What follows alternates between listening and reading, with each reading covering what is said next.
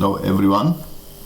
In this exercise I will show how to sketch a graph of a rational function like the one you see on the screen, x squared plus 3 over 2x minus 2, by finding stationary values, finding turning points, finding any vertical asymptotes, and at the end we sketch the graph. And also finding the x and the y intercepts. And as you can see, the first step here is to find the x and the y intercept.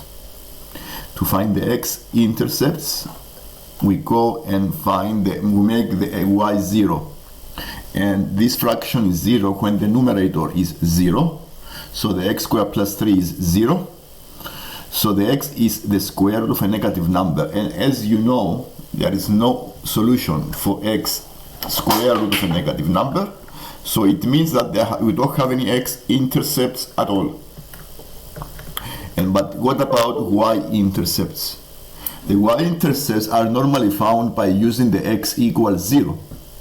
So if I put x equals 0, I can see that there is a y-intercept, and this is at 3 over 2, negative 3 over 2, and the point is 0, minus 3 over 2. So I have one point of intersection on the vertical axis. The second exercise tells you to find the vertical asymptote using the limits, but the vertical asymptotes are normally found by checking the denominator. A fraction can never get a denominator 0.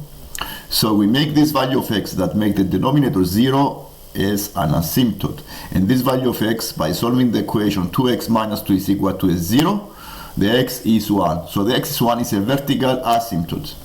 And you see the line I have here is a vertical asymptote, which means that the graph is approaching this line towards up to infinity. And you see the graph, we have one graph on the left and another graph on the right side. So to find the derivative and therefore locate any stationary points, we need to find the derivative by using the quotient rule of differentiation, because this is a fraction. So I use the quotient rule. I have the rule on the screen. The quotient rule says the derivative of k over z is k dash times z minus k times z dash over z squared. The k dash is the derivative of the function k. And this is what I did for the function x squared plus 3 over 2x minus 2. The quotient rule derivative is 2x times 2x minus 2 minus x squared plus 3 times 2 divided by 2x minus 2 bracket square.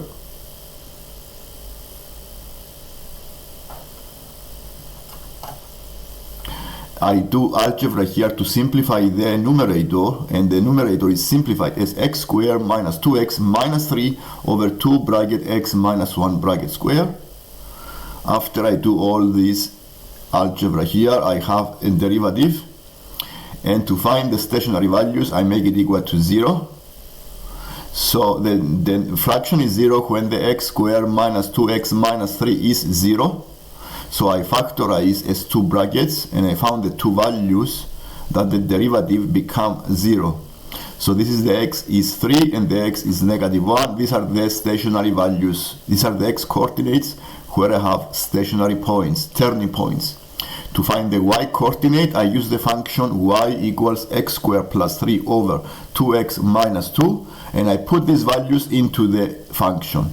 And for the minus 1, I found the y negative 1. So this is a minus 1, a turning point. And when the x is 3, I use the function and found a 3.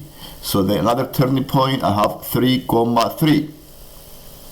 And you can get an idea from this graph here. It's a maximum and a minimum here. But how do we know it's a maximum or a minimum? We need to find the second derivative.